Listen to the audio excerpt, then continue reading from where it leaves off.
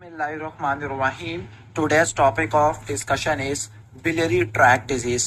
तो जो biliary track disease है ये बिलियरी अपरेटस को अफेक्ट करते हैं। सबसे पहले आपको नॉर्मल एनाटॉमी बता देता हूँ कि जो बिलियरी सिस्टम है वो कहाँ से स्टार्ट होता है। सबसे पहले जो लीवर के अंदर हेपेटोसाइट्स होती है वहां से स्टार्ट होते हैं बाइल के कैनालिकुलाई। छोटी छोटी बाइल डक्ट्यूल्स होती है जिनको बाइल कैनालिकुलाई कहते हैं। वो बाइल कैनिकुलाई पहले खत्म होती है हिपैटिक डक्ट के अंदर। ओके, तो लीवर से क्या निकलेगी? Hepatic duct. जो हिपैटिक डक्ट होती है राइट और लेफ्ट होती है, ये दोनों मिलकर क्या बनाती है? कॉमन हिपैटिक डक्ट बनाती है। जब कॉमन हिपैटिक डक्ट इसके साथ सिस्टिक डक्ट आ जाए तो उसको बोलते हैं कॉमन बाइल डक्ट। और कॉमन बाइल डक्ट कहाँ पे जाती है? ये आपके डूडिनम के सेकंड पार्ट में आके खत्म हो जाती है। और जो कॉमन बाइल डक्ट है उसके साथ पेनक्रियाटिक डक्ट फ्यूज हो जाती है। क्लियर? और याद कर लेना जो बिलियरी सिस्टम होता है कुछ लीवर के अंदर होता है, कुछ लीवर के बाहर होता है। यानी जो बाइल डक्ट होती है वो दो तरह की होती है, इंट्रा हिपैटिक, एक्स्ट्रा हिपैटिक। जो लीवर के अंदर होती है वो इंट्रा हिपैटिक है और जो लीवर से बाहर होती है वो एक्स्ट्रा हिपैटिक बाइल डक्ट्स होती है। ठीक हो गया? क्लियर? यानी जो बिलियरी अपरेटस लीवर के अंदर होता है वो इंट्रा हिपैटिक है, जो से बाहर है वो एक्स्ट्रा हिपैटिक आता है। जो बिलियरी ट्रैक के डिजीज होती है उनमें क्या होता है? फाइब्रोसिस होती है, ओके, ग्रैन्युलोमेटस इन्फ्लेमेशन होती है। और जो बिलियरी ट्रैक के डिजीज है कौन सा जॉन्डस कराते हैं? ऑब्स्ट्रक्टिव जॉन्डस कराते हैं। Obstructive jaundice, okay, obstructive jaundice जिसको हम क्या बोलते हैं? कोलिस्टैटिक जॉन्डस भी कहते हैं, कोलिस्टैटिक जॉन्डस भी कहते हैं। और मैंने ऑलरेडी पहले एक्सप्लेन किया हुआ था कि जब भी पेशेंट को कोलिस्टैटिक या ऑब्स्ट्रक्टिव जॉन्डस हो उसमें आपको क्या क्या पॉइंट्स आपको देखने को मिलते हैं। ये जॉन्डस वाली वीडियो में मैंने कवर किया था। क्लियर? लेकिन फिर भी आपको रिवाइज करा देता हूँ। जब भी पेशेंट को ऑब्स्ट्रक्टिव जॉन्डस होता है या कोलिस्टैटिक जॉन्डस होता है उसमें कॉन्जुगेटेड बिलिरुबिन का लेवल ज्यादा होता है। इसके अलावा ऑब्स्ट्रक्टिव जॉन्डस के अंदर एल्केलाइन फास्फेटेज और गैमा ग्लूटामाइल ट्रांसफरेज इनका लेवल काफी ज्यादा एलिवेटेड देखने को मिलते हैं। पेशेंट की हिस्ट्री क्या होती है? पेशेंट ये कहता है कि उसको जॉन्डस है। जॉन्डस का मतलब है yellowish discoloration of skin and sclera. Number 2, patient कहता है मुझे खुजली हो रही है, प्रूराइटस हो रहा है। क्यों प्रूराइटस हो रहा है? क्योंकि ऑब्स्ट्रक्टिव जॉन्डस है, कोलिस्टैटिक जॉन्डस है, बाइल इंटेस्टाइन में नहीं आ पा रहा, तो जो बाइल साल्ट है वो ब्लड में चले जाते हैं, जो प्रूराइटस करवाते हैं। इसके अलावा चूंकि आपका बाइल है, बिलिरुबिन है, कॉन्जुगेटेड बिलिरुबिन इंटेस्टाइन में एंटर नहीं हो पा रहा, जिसकी वजह से स्टूल पेल होते हैं, सारा ब्लड में जा रहा है तो यूरिन डार्क होगा। तो डार्क यूरिन, पेल स्टूल, ये आपको किस में देखने को मिलते हैं? ये आपको ऑब्स्ट्रक्टिव जॉन्डस में देखने को मिलता है। इसके अलावा ऑब्स्ट्रक्टिव जॉन्डस में क्या होगा? बाइल का फ्लो इंटेस्टाइन में कम है, जिसकी वजह से ब्लड में कोलेस्ट्रॉल का लेवल ज्यादा होगा। मतलब कोलेस्ट्रॉल की एक्सक्रीशन कम से कम होगी। जब कोलेस्ट्रॉल का लेवल ज्यादा से ज्यादा होगा, कोलेस्ट्रॉल हमारे सॉफ्ट टिश्यू में डेपोजिट होगा। दिस लीड्स टू ज़ैंथेलिस्मा और ज़ैंथोमा। इसके अलावा ऑब्स्ट्रक्टिव जॉन्डस है तो पेशेंट में क्या होती है? फैट मैल अब्जॉर्प्शन आपको देखने को मिलती है। फैट मैल अब्जॉर्प्शन देखने को मिलती है जिसको स्टीटोरिया कहते हैं। इसके अलावा आपके जो फैट सॉल्युबल विटामिन है ए, डी, ई, के, उनकी भी एब्जॉर्प्शन रुक जाती होती है। ठीक हो गया? अब जो बिलियरी ट्रैक के डिजीज होते हैं वो प्रूराइटस करवाते हैं, जॉन्डस कराते हैं, डार्क यूरिन, पेल स्टूल, हिपैटोसप्लीनोमेगाली होता है। और एलएफटीज कराओगे, कॉन्जुगेटेड बिलिरुबिन का लेवल ज्यादा होता है, कोलेस्ट्रॉल का लेवल ज्यादा होता है, जिसकी वजह से ज़ैंथेलिस्मा, ज़ैंथोमा होता है, एएलपी और गैमा ग्लूटामाइल ट्रांसफरेज, इसके लेवल्स आपको ज्यादा देखने को मिलते हैं। सबसे पहला बिलियरी ट्रैक का डिजीज स्टार्ट करते हैं प्राइमरी सेक्युलराइजिंग कोलेंजाइटिस। जो प्राइमरी सेक्युलराइजिंग कोलेंजाइटिस होता है, ठीक हो गया, नाम पे फोकस करो, प्राइमरी है, प्राइमरी, ओके, ठीक हो गया। प्राइमरी का मतलब है इसका काज आपको इतना खास पता नहीं है, बस ये पता है कि कोई इडियोपैथिक या आउटोम्यून डिजीज है। तो प्राइमरी का मतलब है कोई अननोन काज है, मोस्ट प्रोबेबली आउटोम्यून है। जब आउटोम्यून डिजीज है तो ये 30 से लेकर 40 साल वाली फीमेल में आपको देखने को मिलेगा। पहले तो आपने ये रट्टा मारना है। नंबर 2, सेक्लोराइजिंग है। सेक्लोराइजिंग का मतलब क्या होता है? सेक्लोराइजिंग का मतलब है फाइब्रोसिस होगी, ओके। और कोलेंजाइटिस का मतलब है बाइल डक्ट की इन्फ्लेमेशन है। तो अगर मैं इसको समराइज करूं तो प्राइमरी सेक्युलराइजिंग कोलेंजाइटिस में क्या होता है? प्राइमरी सेक्युलराइजिंग कोलेंजाइटिस में आउटोम्यून डिजीज होता है, ओके, आउटोम्यून डिजीज होता है। और इसमें जो एंटीबॉडी देखने को मिलती है वो पीएन का होती है, ओके, ठीक हो गया। आउटोम्यून डिजीज है associated with ulcerative colitis. Ulcerative colitis के साथ एसोसिएटेड होता है। ये जो आउटोम्यून डिजीज है ये किसको डैमेज करना शुरू कर देगा? ये प्रोग्रेसिव इन्फ्लेमेशन कराएगा, किसकी? Intra and extra hepatic bile duct, okay. तो ये प्रोग्रेसिव इन्फ्लेमेशन कराता है, मतलब डैमेज कर देता है, किसको? एक्स्ट्रा को भी और इंट्रा हेपेटिक को भी, एक्स्ट्रा हेपेटिक को भी और इंट्रा हेपेटिक डक्ट की डैमेज कर देता होता है। ठीक हो गया, क्लियर। एक्स्ट्रा हेपेटिक और इंट्रा हेपेटिक इन दोनों को डैमेज कर देता होता है। जब इन दोनों को डैमेज कर देता होता है तो उसकी वजह से क्या होगा, ओके, तो फाइब्रोसिस होती है, ओके, और फाइब्रोसिस की वजह से क्या बन जाती है, स्ट्रक्चर बन जाती है, ओके, ठीक हो गया, फाइब्रोटिक टिश्यू बन जाता होता है। तो उम्मीद है कि समझ आ गया होगा।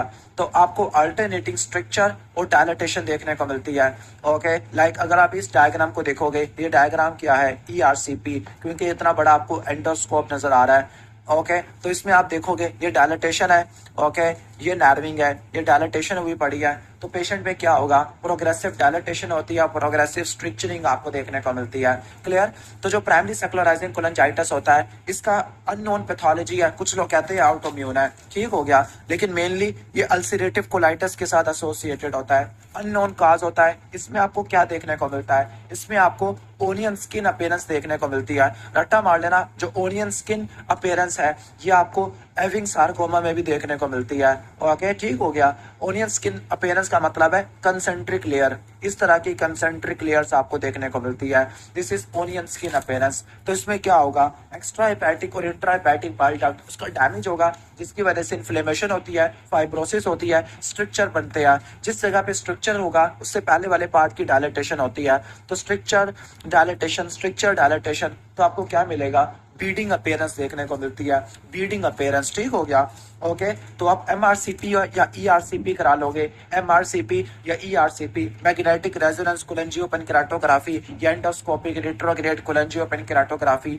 MRCP या ERCP कराओगे, उसमें आपको क्या मिलेगा, ब्लीडिंग अपीयरेंस देखने को मिलती है, ब्लीडिंग अपीयरेंस। और जब आप लीवर बायोप्सी कराओगे, लीवर की बायोप्सी कराओगे, उसमें आपको क्या मिलेगा, लीवर बायोप्सी के अंदर क्या मिलेगा आपको, ओनियन स्किन फाइब्रोसिस देखने को मिलेगा। ओनियन स्किन फाइब्रोसिस होती है, एक्स्ट्रा और इंट्रा हिपैटिक बाइल डक्ट इन दोनों की आपको देखने को मिलती है। जब फाइब्रोसिस होती है तो उसकी वजह से कौन सा जॉन्डस होगा, उसकी वजह से आपको देखने को मिलेगा, कहने का मतलब है कि ऑब्स्ट्रक्टिव जॉन्डस देखने को मिलेगा। अच्छा, इसका काज वैसे आउटोम्यून है, तो मैंने कहा था आउटोम्यून डिजीज आपके 30 से लेकर 40 साल वाले में होते हैं, लेकिन इसका एग्जैक्ट अभी तक काज पता नहीं लगा, ओके। कुछ लोग कहते हैं आउटोम्यून है, कुछ लोग कहते हैं अननोन है, तो हम आउटोम्यून लिखने के बजाय अननोन लिख लेते हैं। क्यों, क्योंकि जो आपका प्राइमरी बिलियरी सिरोसिस होता है वो आपका आउटोम्यून होता है। जब आउटोम्यून होता है दूसरे डिजीज से एसोसिएटेड होता है, तो इसका काज यूजुअली अननोन होता है, ओके। लेकिन अल्सरेटिव कोलाइटिस के पेशेंट में आपको देखने को मिलता है,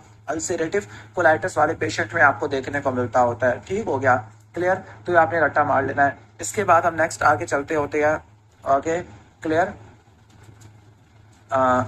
नेक्स्ट हम आगे चलते होते हैं, ये हो जाएगा हमारा। तो ये आपका जो प्राइमरी सेक्युलराइजिंग कोलेंजाइटिस है ये मिडिल एज मेल्स में देखने को मिलता है, ठीक है। अननोन एटियोलॉजी है, मैंने आउटोइम्यून बता दिया था लेकिन अननोन है, और अल्सरेटिव कोलाइटिस वाले पेशेंट में एसोसिएटेड होता है, ठीक हो गया। अल्सरेटिव कोलाइटिस वाले पेशेंट में आपको ये देखने को मिलता होता है, अल्सरेटिव कोलाइटिस वाले में। और पेशेंट प्रेजेंट कैसे करता है, कोलिस्टैटिक जॉन्डस के साथ प्रेजेंट करता है। कोलिस्टैटिक जॉन्डस का मतलब है कि प्रूराइटिस होगा, डार्क यूरिन, पेल स्टूल, ये आपको चीजें देखने को मिलती होती है, ठीक हो गया। और इसकी कॉम्प्लिकेशन क्या होती है, कॉम्प्लिकेशन क्या होती है, ये कोलेंजियो कार्सिनोमा करवा सकता है, कोलेंजियो कार्सिनोमा।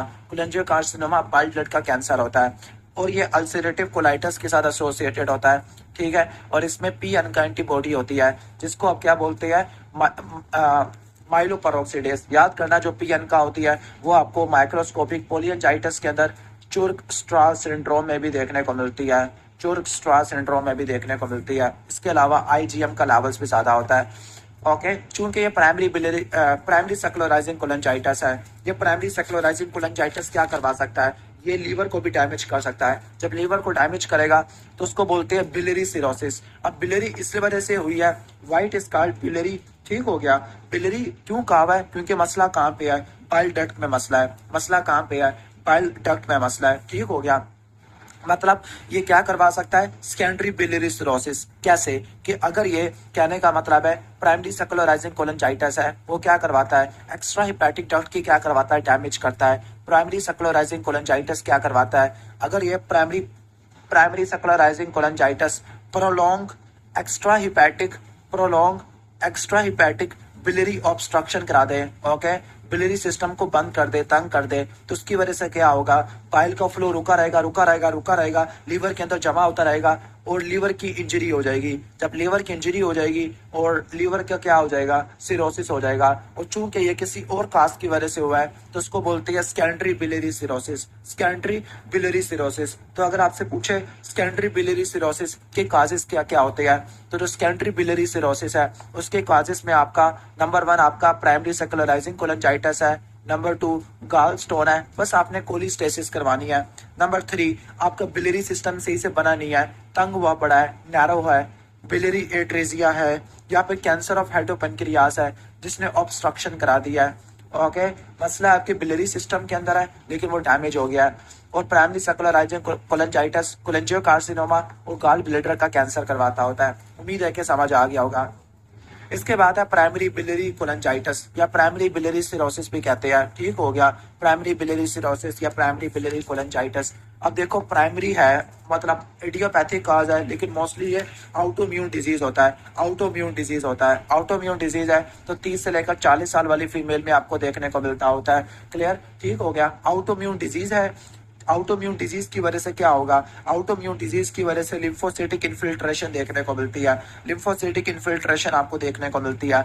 ओके, जो लिम्फोसाइट्स होते हैं ये बिलियरी सिस्टम में चले जाते हैं, डैमेज करना शुरू करते हैं। चूंकि लिम्फोसाइट आए हुए हैं तो वो ग्रानुलोमा बनाते हैं। This is non caseous granuloma. Okay, non caseous granuloma. जो लिम्फोसाइट्स होते हैं और ग्रानुलोमा होता है, जो ग्रानुलोमेटस इन्फ्लेमेशन होती है वो उसको उड़ा देती है बिलियरी डक्ट को। तो रट्टा मार लेना, जो आपका प्राइमरी बिलियरी सिरोसिस है ये इंट्राहिपैटिक बिलियरी डिजीज है। ये आपका कौन सा डिजीज है, इंट्राहिपैटिक है। ओके, तो हम यहाँ पे लिख देते हैं ये मसला है आपका, इसमें मसला होता है इंट्राहिपैटिक डक्ट के अंदर। ठीक हो गया, सेकेंडरी बिलियरी सिरोसिस में मसला आपका कहाँ पे होता है, एक्स्ट्रा हिपैटिक के अंदर। ओके, एक्स्ट्रा हिपैटिक डक्ट के अंदर। जबकि प्राइमरी सेकुलराइजिंग कोलेंजाइटिस इसके अंदर जो डिजीज होता है ये दोनों इंट्रा का भी होता है और एक्स्ट्रा का भी आपको देखने को मिलता होता है। क्लियर, इसमें होगा क्या, 30 से लेकर 40 साल वाली फीमेल होगी, उसमें ये ग्रैनुलोमेटस इन्फ्लेमेशन होती है, इंट्राहिपैटिक बाइल डक्ट को डैमेज कर देती है, जिसकी वजह से पेशेंट को क्या होगा, मोस्ट कॉमन जो फाइंडिंग होगी वो प्लूराइटिस होगा। अगर 30 से लेकर 40 साल वाली फीमेल है, LFT डिरेंज है, जॉन्डिस है, प्लूराइटिस है, तो प्राइमरी बिलियरी सिरोसिस को रूल आउट करना है। इसके अलावा पेशेंट में आपको जॉन्डिस आपको देखने को मिलता होता है, ओस्टियोमलेशिया देखने को मिलता है। क्यों, क्योंकि विटामिन डी की एब्जॉर्प्शन कम हो गई है, जो कि फैट सॉल्युबल विटामिन होता है। ओस्टियोमलेशिया, ओस्टियोपोरोसिस भी हो जाती है। ओके, ऑस्टियोपोरोसिस भी आपको देखने को मिलती है। स्किन के अंदर ज़ैंथेलिस्मा, ज़ैंथोमा, हिपैटोमेगाली देखने को मिलता होता है। क्लियर, और चूंकि ये आउटोम्यून डिजीज है तो ये दूसरे आउटोम्यून डिजीज के साथ एसोसिएटेड होता है। फॉर एग्जांपल हाशिमोटो थायराइडाइटिस, जिसमें कौन सी एंटीबॉडी थी, anti thyroperoxidase, anti thyroglobulin, anti microsomal. Rheumatoid arthritis, जिसके अंदर एंटी CCP होती है। सिलिक डिजीज, जिसमें 3 एंटीबॉडी होती है, anti endomysial, anti gliadin, anti tissue transglutaminase. इसके अलावा सिस्टेमिक स्क्लेरोसिस है, जिसमें एंटी टोपोआइसोमरेज और एंटी सेंट्रोमेर एंटीबॉडी होती है। शोग्रान सिंड्रोम, ओके, जिसमें आपको SSA एंटीबॉडी देखने को मिलती है। ठीक हो गया, क्लियर, तो ये आ जाएगा इसका कहने का मतलब है। अब दोनों के केस में क्या हो रहा है, दोनों केस में आपको कोलिस्टैटिक जॉन्डिस देखने को मिल रहा है, कोलिस्टैटिक जॉन्डिस देखने को मिल रहा है। तो दोनों का ट्रीटमेंट क्या होगा, आपने एक ड्रग देनी है जो क्या करती है, जो कि बाइल के फ्लो को बढ़ा देती है। वो कौन सी ड्रग होती है, वो होती है उर्सोडिऑक्सीकोलिक एसिड। तो ड्रग कौन सी दोगे आप, उर्सोडिऑक्सीकोलिक एसिड। ये क्या करती है, ये बाइल के फ्लो को बढ़ा देती है, बाइल के फ्लो को बढ़ा देती है ताकि कोलिस्टेसिस कम से कम हो। इसके अलावा अगर प्लूराइटिस है, खुजली हो रही है, तो आपने कोलिस्ट्रायमीन इस्तेमाल करनी है। कोलिस्ट्रायमीन ये किसके लिए देते होते हैं, प्लूराइटिस के लिए देते हैं। क्यों, क्योंकि कोलिस्ट्रायमीन क्या करते हैं, बाइल साल्ट के लेवल को कम करते हैं। जब बाइल साल्ट कम होगा तो प्लूराइटिस भी कम होती है। क्लियर, ठीक हो गया। इसके अलावा इन्फेक्शन है तो एंटीबायोटिक दे देनी है।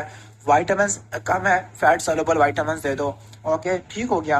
अल्ट्रासाउंड कराओ कोलेंजियोकार्सिनोमा को रूल आउट करने के लिए। और लीवर बिल्कुल फारिग हो गया है, सिरोसिस हो गया है, तो लीवर ट्रांसप्लांटेशन करो। क्योंकि प्राइमरी बिलियरी सिरोसिस आउटोम्यून डिजीज है तो इसमें anti mitochondrial antibody, IgM antibody देखने को मिलती है। उम्मीद है समझ आ गया होगा।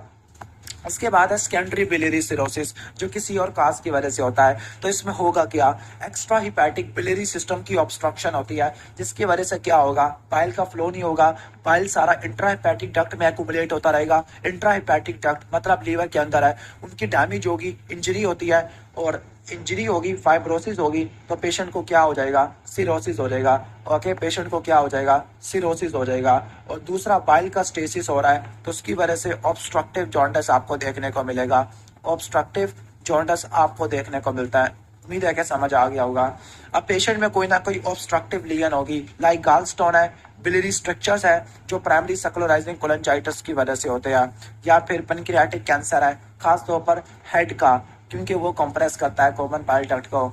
और it may be complicated by acute cholangitis, मतलब जब बाइल का फ्लो रुका रहेगा वो बाइल डक्ट को डैमेज करेगा तो कोलोंजाइटिस होगा। जब भी पेशेंट को कोलोंजाइटिस होगा, उसमें आपने ट्राइएड नोट करना है, वो है शार्कोट ट्राइएड। शार्कोट ट्राइएड में क्या होता है, हाई ग्रेड फीवर होता है। ओके, इसके अलावा आपको क्या देखने को मिलता होता है, शार्कोट ट्राइएड के अंदर हाई ग्रेड फीवर आपको देखने को मिलता होता है, राइट अपर क्वाड्रेंट में पेन आपको देखने को मिलता है, और आपको जॉन्डिस देखने को मिलता है। ठीक हो गया।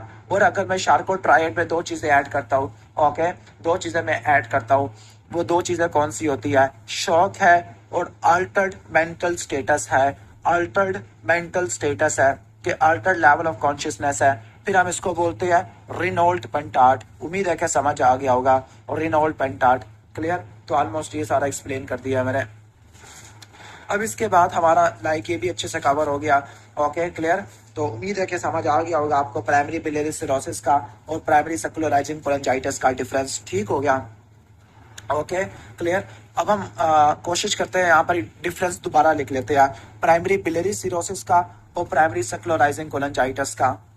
क्लियर। जो प्राइमरी बिलियरी सिरोसिस होती है, ये आपको फीमेल्स में देखने को मिलती है।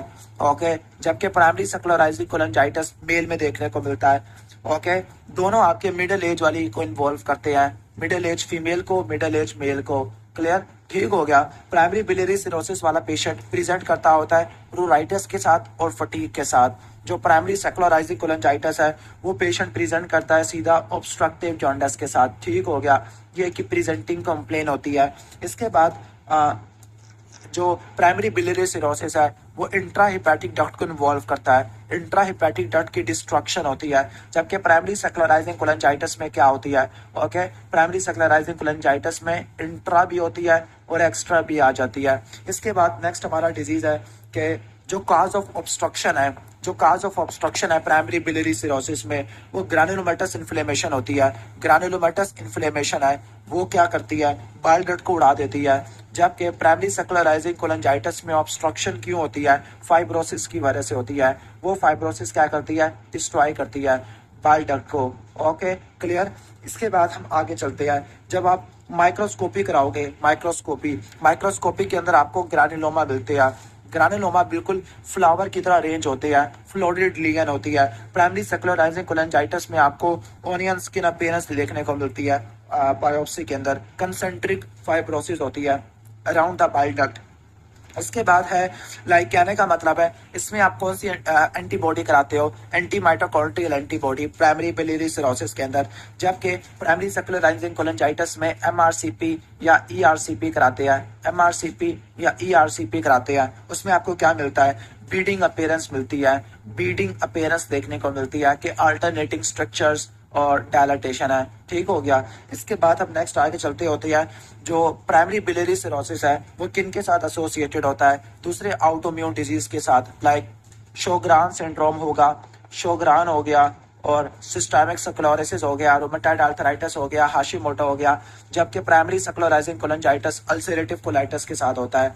ओके, प्राइमरी बिलियरी सिरोसिस की एक ही कॉम्प्लिकेशन है कि सिरोसिस करवा देती है, जबकि प्राइमरी सैक्रोलाइजिंग कोलोंजाइटिस सिरोसिस भी कराता है, गाल ब्लैडर का कैंसर भी कराता है, और कोलेंजियो कार्सिनोमा भी कराता है, कोलेंजियो कार्सिनोमा भी कराता है।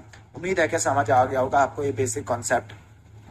इसके बाद हम नेक्स्ट चलते हैं गाल ब्लैडर के डिजीज के लिए। रट्टा मार लेना, अगर गाल ब्लैडर के डिजीज है, गाल ब्लैडर के डिजीज है, तो गॉल ब्लैडर के डिजीज में जो इन्वेस्टिगेशन ऑफ चॉइस होती है वो क्या होती है, अल्ट्रासाउंड होती है। और जो ट्रीटमेंट ऑफ चॉइस है वो गॉल ब्लैडर को निकाल दो, इसको बोलते हैं पॉलीसिस्टेक्टमी। ठीक हो गया। अगर कॉमन बाइल डक्ट है, इसके डिजीज आए हुए हैं, तो उसके लिए इन्वेस्टिगेशन ऑफ चॉइस ERCP होती है, एंडोस्कोपिक रिट्रोग्रेड कोलेंजियोपेनक्राटोग्राफी। और चूंकि एंडोस्कोप है, ये डायग्नोस्टिक भी होता है और थेरापेटिक भी होता है। ठीक हो गया। अब हम स्टार्ट करते हैं ये डिजीज। सबसे पहला डिजीज है गॉल ब्लैडर के डिजीज, वो है गॉल स्टोन्स। गॉल स्टोन को क्या बोलते हैं, कोलीलिथियासिस। जिस जगह पे लिथियासिस आ जाएगा उसका मतलब है स्टोन वगैरह हो गया, या like sialolithiasis, urolithiasis, nephrolithiasis, okay, कोलीलिथियासिस। Okay, तो पहले आपने ये रट्टा मार लेना है। कोलीलिथियासिस का मतलब ये होता है कि गॉल स्टोन्स बन गया गॉल ब्लैडर के अंदर। Okay, clear. अब हम इसके बाद हम आगे चलते हैं। लाइक तो जो आपका कोलीलिथियासिस है उसको सिंपल हम क्या बोलते हैं, सिंपल हम इसको क्या बोलते हैं, गॉल स्टोन्स कहते हैं, गॉल स्टोन्स कहते होते हैं। मोस्ट कॉमन डिसऑर्डर होता है बिलियरी ट्रैक्ट का। ठीक हो गया। Okay, clear. तो अब जो आपके मतलब गॉल स्टोन क्यों होते हैं, इसको समझने से पहले आपने ये चीज रट्टा मारनी है कि जो बाइल होता है उसमें बाइल साल्ट्स होते हैं, फॉस्फोलिपिड होता है, कोलेस्ट्रॉल होता है और बिलिरुबिन होता है। जो आपका बाइल होता है, बाइल बाइल में आपके फॉस्फोलिपिड होते हैं और बाइल साल्ट होते हैं। जो फॉस्फोलिपिड और बाइल साल्ट्स, इनका मेन फंक्शन क्या है, ये आपके हाइड्रोफोबिक और हाइड्रोफिलिक दोनों होते हैं। उनका मेन फंक्शन है कि कोलेस्ट्रॉल को और बिलिरुबिन को सॉल्युबलाइज करना, कोलेस्ट्रॉल को और बिलिरुबिन को सॉल्युबलाइज करना।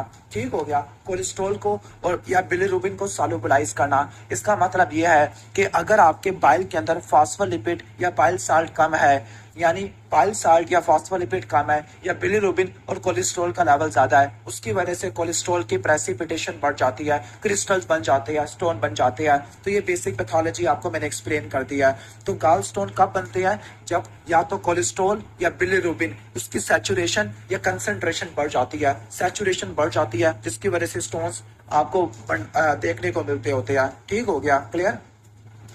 अब जो आपके गॉल स्टोन्स होते हैं वो दो तरीके के होते हैं, कोलेस्ट्रॉल वाले और बिलिरुबिन वाले। कोलेस्ट्रॉल वाले और बिलिरुबिन वाले, जो बिलिरुबिन वाले होते हैं हम इसको पिगमेंटेड स्टोन कहते हैं। क्या बोलते हैं हम इसको, पिगमेंटेड स्टोन कहते हैं, पिगमेंटेड स्टोन कहते हैं। अगर आपने गॉल स्टोन करवाने हैं तो कोलेस्ट्रॉल का लेवल बढ़ाओ, बिलिरुबिन का लेवल बढ़ाओ, या बाइल साल्ट के या फॉस्फोलिपिड का लेवल कम कराओ, या गॉल ब्लैडर का स्टेसिस करवा दो, जिसका मतलब है गॉल ब्लैडर की मोटिलिटी कम हो गई है। अब गॉल ब्लैडर की मोटिलिटी कब कम होती है, जब आपका पैरासिम्पैथेटिक नर्वस सिस्टम की एक्टिविटी कम होती है।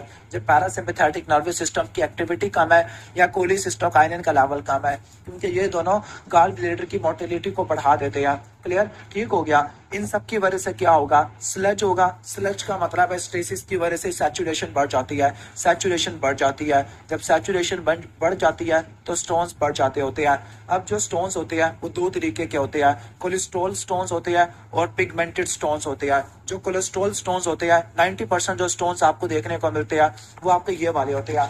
लेकिन अगर आपसे सवाल पूछे what is the most common gall stone, most common gall stone कौन से है, तो आपका आंसर क्या होगा, आपका आंसर होगा मिक्स्ड।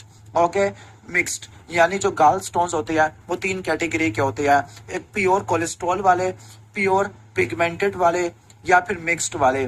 ठीक हो गया। और सबसे ज्यादा जो स्टोन्स होते हैं ओवरऑल वो मिक्स्ड वाले होते हैं। अगर मिक्स्ड वाला ऑप्शन नहीं है फिर आपने कोलेस्ट्रॉल स्टोन को लगाना है। जो कोलेस्ट्रॉल स्टोन्स होते हैं 90% तक आपको देखने को मिलते हैं, मोस्ट कॉमन होते हैं।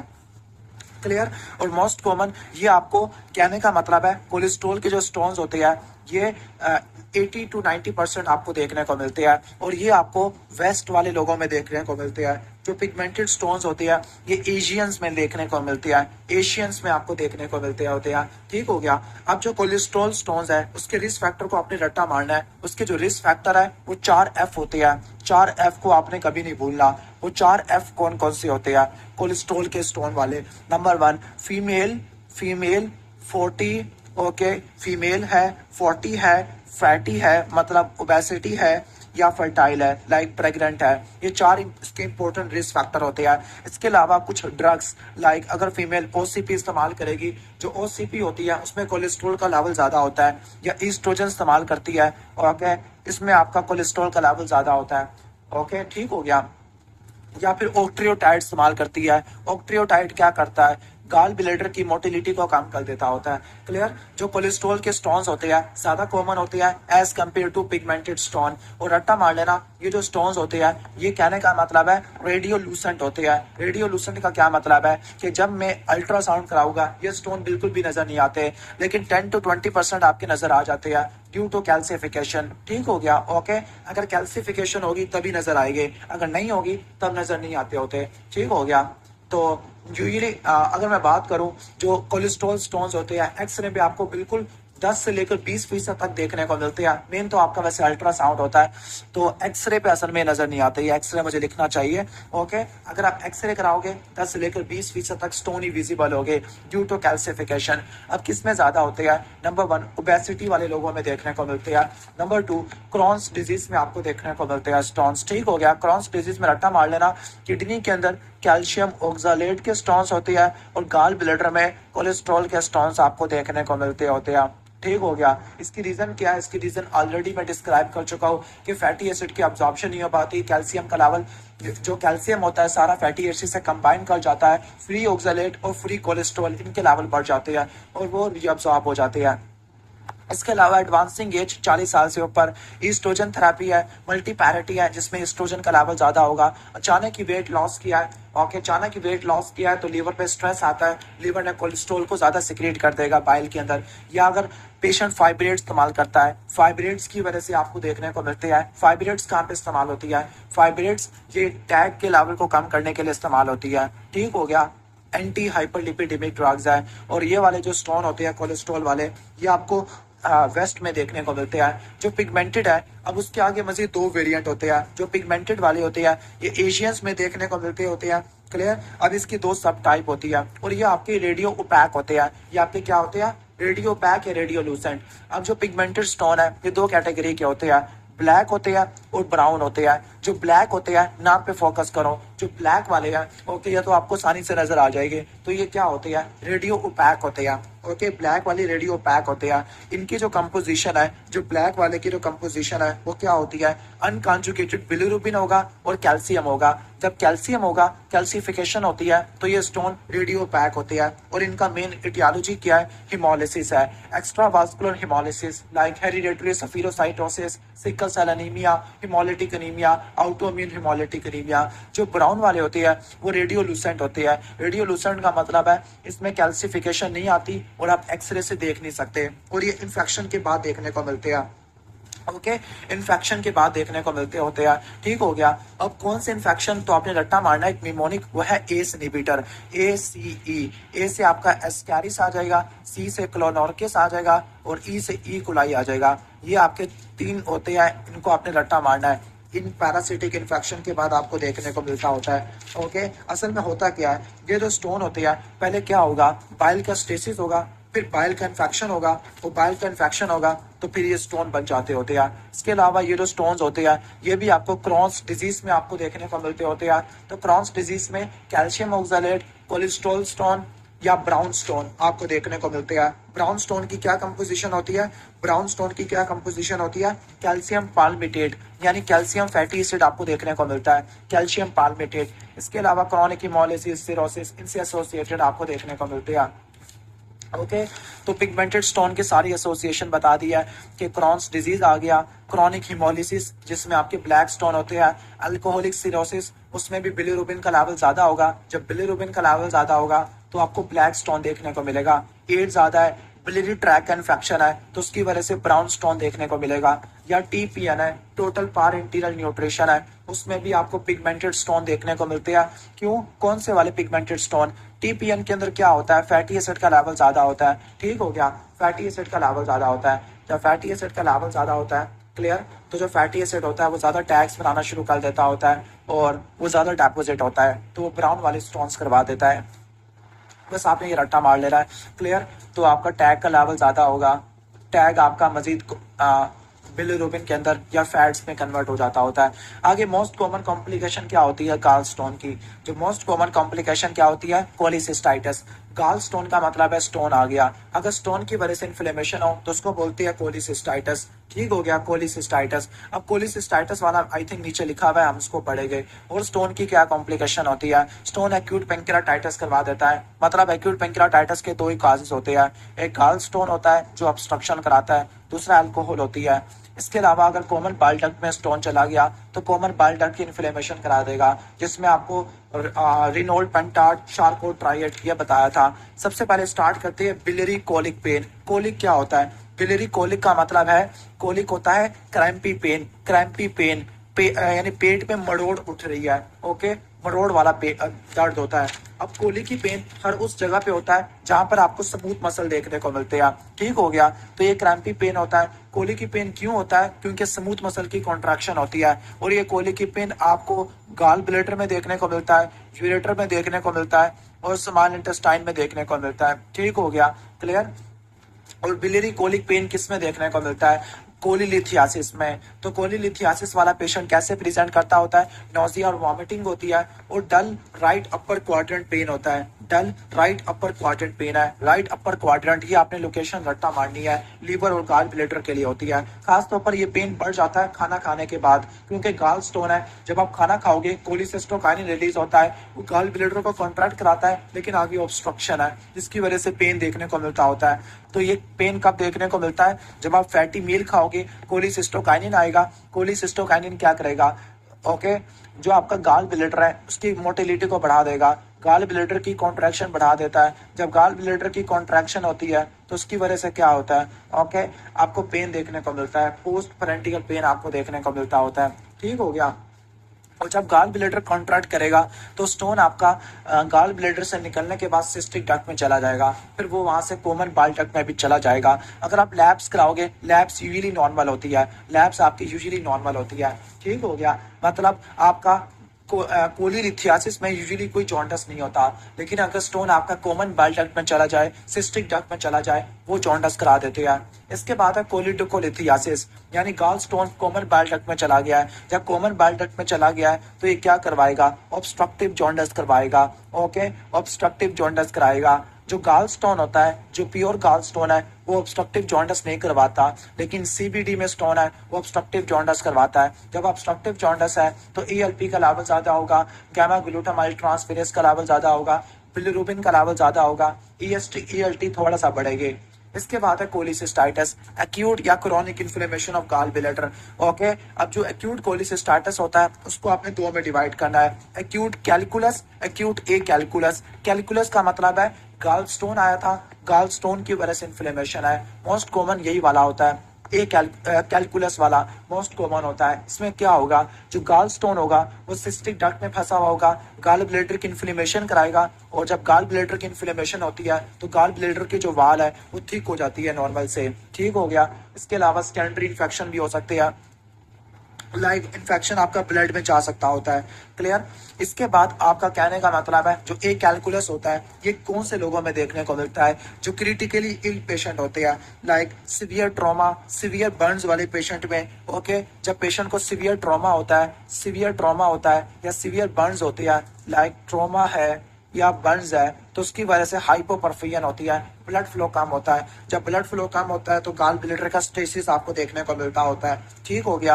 या पेशेंट का भी ऑपरेशन हुआ है, जब ऑपरेशन होता है तो पेशेंट को एनेस्थीसिया दिया हुआ होता है, जिसकी वजह से गाल ब्लैडर की स्टेसिस होती है, उसकी वजह से भी स्टोन आपको देखने को मिलता है। या इन्फेक्शन साइटोमेगालो वायरस का है, इस केस में भी आपको देखने को मिलता है। यानी जो ए कैलकुलस होता है इसमें स्टोन नहीं है, लेकिन गाल ब्लैडर की मोटिलिटी रुकी पड़ी है, ओके, स्टेसिस हुई पड़ी है और गाल ब्लैडर की इन्फ्लेमेशन हो गई है।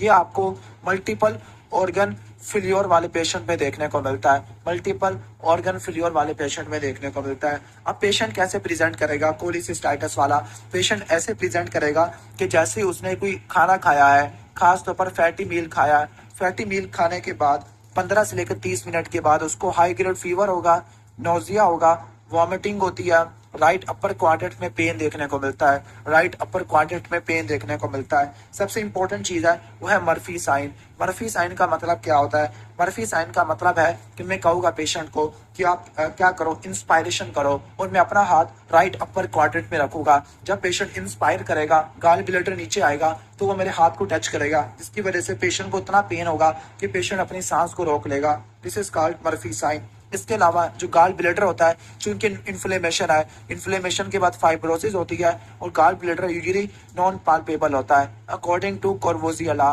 कोरवोजिया लॉ यही कहता है कि अगर गाल ब्लैडर पाल्पेबल है, जॉन्डिस है, तो वो कैंसर ऑफ हाइड्रोपेनक्रियास की वजह से होता है, इसकी वजह से नहीं होता, इन्फ्लेमेशन की वजह से नहीं होता। तो एक्यूट कोलिसिस्टाइटिस के अंदर आपको क्या मिलता है?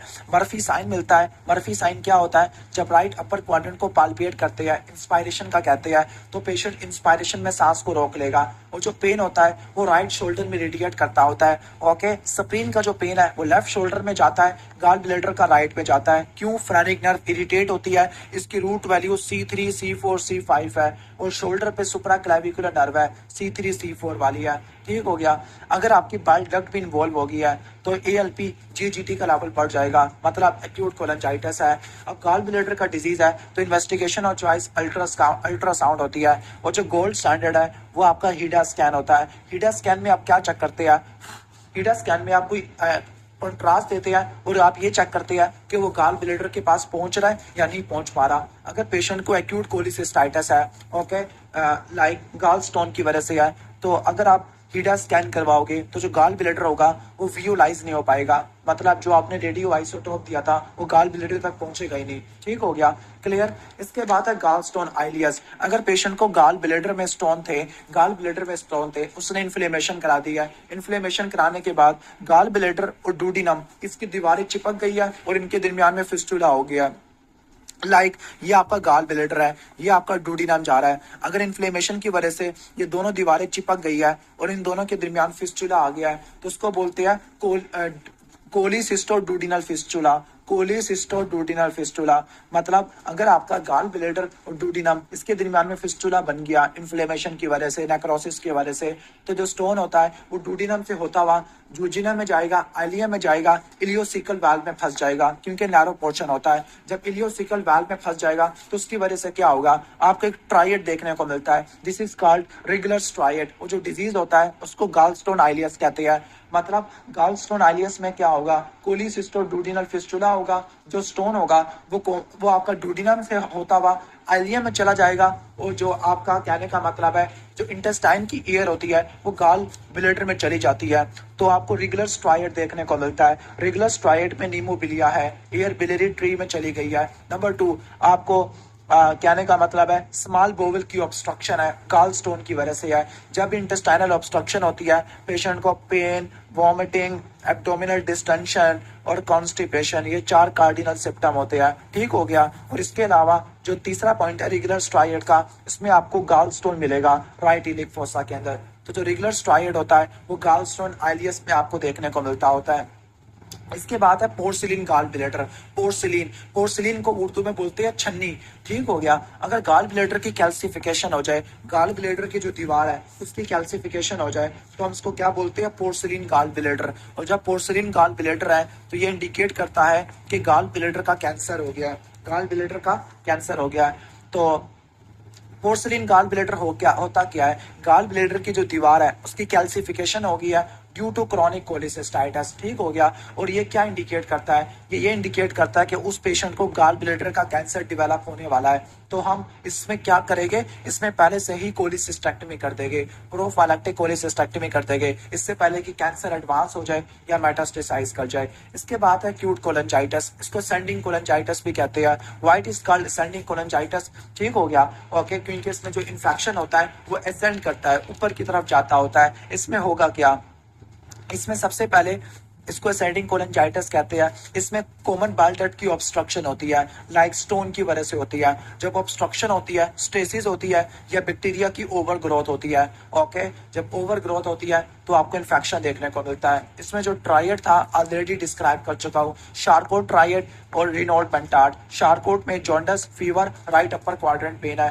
और रिनोल पेंटाइड में 2 चीजें ऐड करनी है, अल्टर्ड मेंटल स्टेटस और शॉक। ट्रीटमेंट क्या होगा, ईआरसीपी कर दो उसकी, ईआरसीपी एंडोस्कोपिक रिट्रोग्रेड कोलेंजियोपेनक्रेटोग्राफी। क्लियर, उम्मीद है कि समझ आ गया होगा। इसके बाद है हमारा बाइल डक्ट का कैंसर, उसको बोलते हैं कोलेंजियोकार्सिनोमा। जो बाइल डक्ट का कैंसर है उसको क्या बोलते हैं हम, कोलेंजियोकार्सिनोमा। मलिग्नेंट ट्यूमर होता है कोलेंजियोकार्सिनोमा का। इससे पहले मैंने आपको कोलेंजियोकार्सिनोमा के रिस्क फैक्टर बताए थे, क्लोनोर्किस की वजह से या प्राइमरी सेक्युलराइजिंग कोलेंजाइटिस की वजह से। ठीक हो गया। जो मोस्ट कॉमन लोकेशन है इसकी, वो लोकेशन है जब राइट और लेफ्ट हिपैटिक डक्ट वो कन्वर्ज करती है। ये सारी आपकी बाइल डक्ट की एपिथेलियम है। ठीक हो गया। जब आपकी राइट और लेफ्ट हिपैटिक डक्ट मिलके क्या बनाती है, कॉमन हिपैटिक डक्ट बनाती है, उसका जो जंक्शन होता है उस जगह पे ये कोलेंजियोकार्सिनोमा काफी ज्यादा कॉमन होता है। रिस्क फैक्टर ऑलरेडी डिस्क्राइब कर चुका हूँ, प्राइमरी सेक्युलराइजिंग कोलेंजाइटिस है। ओके, नंबर 2 आपका आ जाएगा लीवर फ्लूक, जिसको क्लोनोर्किस सीनीसेंस कहते हैं, क्लोनोर्किस सीनीसेंस कहते होते हैं। क्लियर। इसके अलावा आपका ये आ जाते हैं। पेशेंट कैसे प्रेजेंट करता है, पेशेंट को नंबर 1 मेलिग्नेंसी के फीचर मिलते हैं कि आपका भूख खत्म हो जाती है, फटीग होती है, वेट लॉस होता है, राइट अपर क्वाड्रेंट में पेन होता है, ऑब्स्ट्रक्टिव जॉन्डिस होता है। जब आप इमेजिंग कराओगे, इमेजिंग कौन सी कराओगे, बाइल डक्ट की डिजीज है ना, तो आप ईआरसीपी करा लोगे, ईआरसीपी करा लोगे, जिसके अंदर क्या मिलेगा आपको, कैंसर मिल जाएगा। क्लियर। और हिस्टोलॉजी कराओगे, हिस्टोलॉजी के अंदर एडिनोकार्सिनोमा है, एडिनोकार्सिनोमा का मतलब है आपको ग्लैंड्स मिलेंगे, इसके साथ आपको डेस्मोप्लास्टिक स्ट्रोमा मिलेगा। ओके, यानी एपिथेलियम और कनेक्टिव टिश्यू दोनों आपको देखने को मिलते होते हैं। क्लियर, एपिथेलियम और कनेक्टिव टिश्यू दोनों आपको देखने को मिलता होता है। उम्मीद है कि समझ आ गया होगा हमारा ये टॉपिक। तो ये कॉमन बाइल डक्ट वाला कैंसर था। और जब भी कोलेंजियोकार्सिनोमा होता है या कैंसर ऑफ हेडोपेनक्रियाज होता है, उसमें एक रूल अप्लाई होता है, this is called Courvoisier law. Courvoisier law ये कहता है कि जब भी कोई मेलिग्नेंसी होती है, उसमें पेनलेस जॉन्डिस होता है, तो उसमें आप गाल ब्लैडर का साइज बढ़ जाता है, मतलब आप गाल ब्लैडर को पालपेट कर सकते होते हैं। क्लियर, ठीक हो गया। तो ऑलमोस्ट ये होता है। तो पेशेंट कैसे प्रेजेंट करेगा, कोलेंजियोकार्सिनोमा वाला कुर्वुजिया साइन के साथ होगा, ऑब्स्ट्रक्टिव जॉन्डिस के साथ होगा, वेट लॉस, एनोरेक्सिया, हेपेटोमेगाली इसके साथ होता है। मोस्ट कॉमन साइट कौन सी है, convergence of right and left hepatic duct. इसको क्या बोलते हैं, क्लॉट स्किन ट्यूमर कहते हैं, क्लॉट स्किन ट्यूमर। उम्मीद है कि समझ आ गया होगा। इसके बाद हम चलते हैं पेनक्रियाज की डिजीज। सबसे पहला डिजीज है पेनक्रियाटाइटिस। पेनक्रियाटाइटिस का क्या मतलब होता है, इन्फ्लेमेशन ऑफ पेनक्रियाज। रट्टा मार लेना, जो पेनक्रियाज के सारे डिजीज है उसके लिए इन्वेस्टिगेशन और चॉइस किया है कॉन्ट्रास्ट इनहांस सिटी स्कैन। लेकिन जो क्रॉनिक पेनक्रियाटाइटिस होता है इसमें आपने एमआरसीपी करानी है। ठीक हो गया। मतलब पेनक्रियाज के डिजीज के लिए आपने कॉन्ट्रास्ट इनहांस सिटी स्कैन है, लेकिन आपका क्रोनिक पेनक्रियाटाइटिस है उसमें आपने क्या करवाना है, एमआरसीपी कराना है। That means acute pancreatitis, pancreatic pseudocyst, cancer of pancreas, इसके लिए कॉन्ट्रास्ट इनहांस सिटी स्कैन है। और क्रोनिक पेनक्रियाटाइटिस में एमआरसीपी आ जाएगा। क्लियर। स्टार्ट करते हैं हम पेनक्रियाटाइटिस। Okay, acute pancreatitis. ठीक हो गया। तो पेनक्रियाटाइटिस वाला टॉपिक स्टार्ट करते हैं। 1 मिनट। ओके, तो एक्यूट पेनक्रियाटाइटिस क्या होगा। जो एक्यूट पेनक्रियाटाइटिस होता है, एक्यूट इन्फ्लेमेशन होती है किसके, पेनक्रियाज की, acute inflammation of pancreas, this is called acute pancreatitis. और जब एक्यूट इन्फ्लेमेशन होती है, एक्यूट इन्फ्लेमेशन की वजह से हेमरेजिक नेक्रोसिस भी आपको देखने को मिलती है। Inflammation and haemorrhage of pancreas, inflammation and haemorrhage of pancreas, इसको क्या बोलते हैं हम, एक्यूट पेनक्रियाटाइटिस कहते होते हैं। ठीक हो गया। तो इसमें बेसिक पैथोलॉजी क्या है, इसमें बेसिक पैथोलॉजी ये है कि जो पेनक्रियाटिक एंजाइम है, फॉर एग्जांपल ट्रिप्सिन होता है, काइमोट्रिप्सिन है, वो अपने आप को डाइजेस्ट करना शुरू कर देगा। Auto digestion of pancreas by pancreatic enzymes. Okay, तो इसमें बेसिक चीज क्या होगी, जो आपका ट्रिप्सिन है उसकी प्री मैच्योर एक्टिवेशन हो जाती है। नॉर्मली ट्रिप्सिन को एक्टिवेट करने वाला एंटीरोकाइनेस होता है, लेकिन अगर ट्रिप्सिन प्री मैच्योर एक्टिवेट हो जाए, पहले से एक्टिवेट हो जाए, वो बाकी दूसरे एंजाइम को एक्टिवेट करता है। ये जब एंजाइम एक्टिवेट होते हैं, ये पेनक्रियास को खाना शुरू कर देते हैं। ठीक हो गया। क्लियर, ये आपको चीजें देखने को मिलती है। अब जो एक्यूट पेनक्रियाटाइटिस है, ओके, अब याद करना जो ट्रिप्सिन है वो कैसे एक्टिवेट होगा। ट्रिप्सिन कैसे एक्टिवेट होगा, जब ब्लड में कैल्शियम लेवल ज्यादा होगा। तो एक बात चीज रट्टा मार लेनी है, एक इंपॉर्टेंट पॉइंट बताने वाला हूँ कि जब ब्लड में कैल्शियम लेवल ज्यादा होता है तो वो ट्रिप्सिन को एक्टिवेट कर देता है। यानी कैल्शियम ज्यादा और ट्रिप्सिन को एक्टिवेट करता है। ट्रिप्सिन एक्यूट पेंक्रियाटाइटिस करवाता है। एक्यूट पेंक्रियाटाइटिस में आपको लिकोफैक्टिव नेक्रोसिस देखने को मिलता है। ठीक हो गया। स्पेसिफिकली फैट नेक्रोसिस देखने को मिलता है। फैट नेक्रोसिस में क्या होता है, फैट नेक्रोसिस के अंदर जो मिजेंट्री है उसमें जो टैग्स होते हैं वो टूट जाते हैं फ्री फैटी एसिड के साथ। ठीक हो गया। तो फ्री फैटी एसिड का लेवल ज्यादा होता है। फ्री फैटी एसिड किससे कंबाइन करेंगे, कैल्शियम से, जिसकी वजह से कैल्शियम का लेवल कम हो जाएगा। तो ये बताना चाह रहा हूँ कि जो एक्यूट पेंक्रियाटाइटिस होता है वो हाइपर कैल्सीमिया की वजह से होता है और कॉम्प्लिकेशन क्या है, हाइपोकैल्सीमिया। क्लियर। तो ये चीजें आपको देखने को मिलती है। तो एक चीज रट्टा मार लेना, जब भी पेशेंट को एक्यूट पेंक्रियाटाइटिस होता है उसमें जो पेनक्रियाज है उसकी कौन सी नेक्रोसिस होती है, पेनक्रियाज की लिकोफैक्टिव हेमरेजिक नेक्रोसिस होती है। लिकोफैक्टिव हेमरेजिक नेक्रोसिस होती है किसकी, पेनक्रियाज की। यानी पेनक्रियाज की जो अपनी नेक्रोसिस है वो लिकोफैक्टिव है, हेमरेजिक है। लेकिन जो पेनक्रियाटिक फैट है, पेरी पेनक्रियाटिक फैट, उसकी कौन सी नेक्रोसिस होती है, यानी जो आपका मिजेंट्री वाला फैट है उसकी फैट नेक्रोसिस होती है। जब फैट नेक्रोसिस होता है फ्री फैटी एसिड का लेवल ज्यादा होता है, वो कैल्शियम से बाइंड कर जाते हैं। जब कैल्शियम से बाइंड करेंगे तो सोप फॉर्मेशन होगी, साबुन बन जाएगा। This is called saponification. ठीक हो गया। अब इसका जो मोस्ट कॉमन काज होता है वो गाल स्टोन और एथेनॉल होते हैं। बाकी क्या क्या काज होते हैं, इसका निमोनिक है आई गेट स्मैश, आई से इडियोपैथिक, जी से गाल स्टोन, ई से एथेनॉल, टी से ट्रोमा, स्टीरॉइड्स, मार्म्स, आउटोम्यून डिजीज लाइक आपके आउटोम्यून आ जाएगा, स्कॉर्पियन स्टिंग है, हाइपर कैल्सीमिया, हाइपर ट्राइग्लाइसरीडीमिया, ईआरसीपी आपने किया है, drugs like sulphur drugs, okay, nucleoside reverse transcriptase inhibitor, protease inhibitor. ठीक हो गया। तो ये आपने रट्टा मार लेने होते हैं। मेन आपने एथेनॉल और गाल स्टोन ये आपने रट्टा मार लेने हैं। ओके। अब पेशेंट कैसे प्रेजेंट करता है, जब भी एक्यूट पेंक्रियाटाइटिस होगा पेशेंट को एपिगैस्ट्रिक पेन होगा, एक्यूट एपिगैस्ट्रिक पेन होगा, एपिगैस्ट्रिक एब्डोमिनल पेन होगा जो बैक पे रेडिएट करता है। और ये जो पेन होता है ये सिटिंग फॉरवर्ड से ठीक हो जाता है, सिटिंग फॉरवर्ड से ठीक हो जाता है। पहला ये पॉइंट मिलता है। दूसरा, पेशेंट को नोजिया और वॉमिटिंग देखने को मिलती है।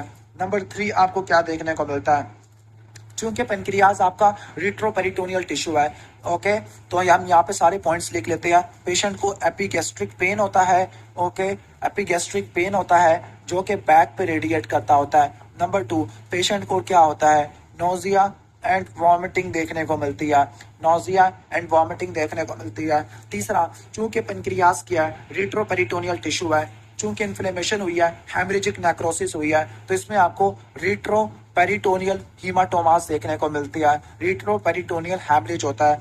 जब भी रिट्रोपेरिटोनियल हैमरेज होता है वो 3 जगह पे प्रेजेंट करता है। अगर ये हैमरेज या ब्रूजेस आपके फ्लैंक पे हो या अम्बलाइकस पे हो या आपके इंग्वाइनल रीजन पे हो, इंग्वाइनल रीजन पे हो, अगर फ्लैंक पे ब्रूजेस हो गया, फ्लैंक की डिस्कलरेशन है, this is called Grey Turner sign. Umbilicus पे है तो कलन साइन, इंग्वाइनल पे है फॉक्स साइन आ जाएगा। क्लियर। ठीक हो गया। इसके अलावा पेशेंट में क्या होगा, अमाइलेज और लाइपेज ये दोनों पेनक्रियाज के एंजाइम है। लेकिन रट्टा मार लेना, जो अमाइलेज होता है ये सबसे पहले आता है, लेकिन अमाइलेज नॉन स्पेसिफिक है, अमाइलेज स्पेसिफिक नहीं होता। लाइपेज थोड़ा लेट आता है लेकिन ये ज्यादा स्पेसिफिक होता है। ठीक हो गया।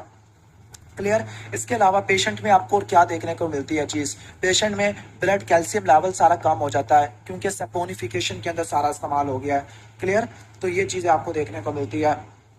अब एक्यूट पेंक्रियाटाइटिस इसकी क्या क्या कॉम्प्लिकेशन वगैरह देखने को मिलती है, तो डायग्नोस्टिक क्राइटेरिया तो मैं एक्सप्लेन कर चुका हूँ कि इसमें आपका एपिगैस्ट्रिक पेन होता है, माइलेज लाइपेज का लेवल ज्यादा होता है और इमेजिंग फाइंडिंग्स आपको देखने को मिलती है।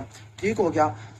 इमेजिंग फाइंडिंग में 2 साइंस आपने रट्टा मारने हैं, एक है सेंटिनल लूप साइन और दूसरा colon cut off sign. Sentinel loop sign और क्लोन कट ऑफ साइन। अब ये साइन क्या होते हैं इसको गूगल कर लेना, आप तस्वीर देख लेना इसकी। अब इसकी कॉम्प्लिकेशन क्या होती है, नंबर 1 कॉम्प्लिकेशन है पेनक्रियाटिक सूडोसिस्ट। सूडोसिस्ट का मतलब क्या है, नॉर्मल जो सिस्ट होती है वो एपिथेलियम से लाइंड होती है, लेकिन ये सूडोसिस्ट है। अब होगा क्या, एक्यूट इन्फ्लेमेशन होगी, ओके, कहने का मतलब है पेनक्रियाटाइटिस में क्या होता है, अगर मैं यहाँ पे जूम करके लिख सकूं, पेशेंट में लिकोफैक्टिव नेक्रोसिस होती है, लिकोफैक्टिव नेक्रोसिस होती है। जब लिकोफैक्टिव नेक्रोसिस होती है उसको सराउंड करने वाला कौन आ जाएगा, फाइब्रोसिस टिश्यू आ जाएगा। Liquefactive necrosis surrounded by, okay, fibrotic tissue. ठीक हो गया। नेक्रोसिस और एंजाइम, इन दोनों को कवर करने वाला फाइब्रस टिश्यू, इसको बोलते हैं हम सूडोसिस्ट। और सूडोसिस्ट कंप्रेस करती होती है, मतलब सूडोसिस्ट क्या करती है, स्टोमक को कंप्रेस करती है या फट भी सकती है। नंबर 2, पेशेंट को क्या होगा, एब्सेस बन जाएगी नेक्रोसिस की वजह से, नेक्रोसिस होती है। हैमरेज होगा, हैमरेज की वजह से क्या हो जाएगा, पेशेंट में शॉक हो जाएगा, शॉक हो जाएगा। शॉक दो तरह का हो सकता है, हाइपोवोलेमिक हो सकता है क्योंकि इन्फ्लेमेशन की वजह से सारा फ्लूइड पेरिटोनियल कैविटी में चला गया है, या इन्फेक्शन है तो सेप्टिक शॉक भी हो सकता है। और मल्टीपल ऑर्गन फेल्योर हो सकते हैं, like acute lung injury, acute respiratory distress syndrome, shock है, रीनल फेल्योर है, हाइपोकैल्सीमिया होता है क्योंकि सारा कैल्शियम इस्तेमाल हो गया है साबुन बनाने के अंदर। DIC ARDS आपको देखने को मिलता है। जो पेनक्रियाटिक एब्सेस होती है वो ई कोलाई की वजह से आपको देखने को मिलती होती है। ठीक हो गया। पेशेंट में आपको हाई ग्रेड फीवर देखने को मिलता होता है और अमाइलेज का लेवल ज्यादा होता है एब्सेस में। इसके बाद है क्रोनिक पेनक्रियाटाइटिस। क्रोनिक पेनक्रियाटाइटिस में क्या होगा, क्रोनिक इन्फ्लेमेशन होती है पेनक्रियास की, एट्रोफी और कैल्सिफिकेशन होती है। ठीक हो गया। मतलब अगर कोई पेशेंट है जिसको बार बार रिकरेंट एक्यूट पेनक्रियाटाइटिस है, बार बार एक्यूट पेनक्रियाटाइटिस हो रहा है, तो वो किस में कन्वर्ट हो जाएगा, वो किस में कन्वर्ट हो जाएगा, क्रोनिक पेनक्रियाटाइटिस में। तो क्रोनिक पेनक्रियाटाइटिस में क्या चीज होती है, फाइब्रोसिस होती है पेनक्रियाटिक पैरेन्काइमा की, फाइब्रोसिस होती है पैरेन्काइमा की। ठीक हो गया।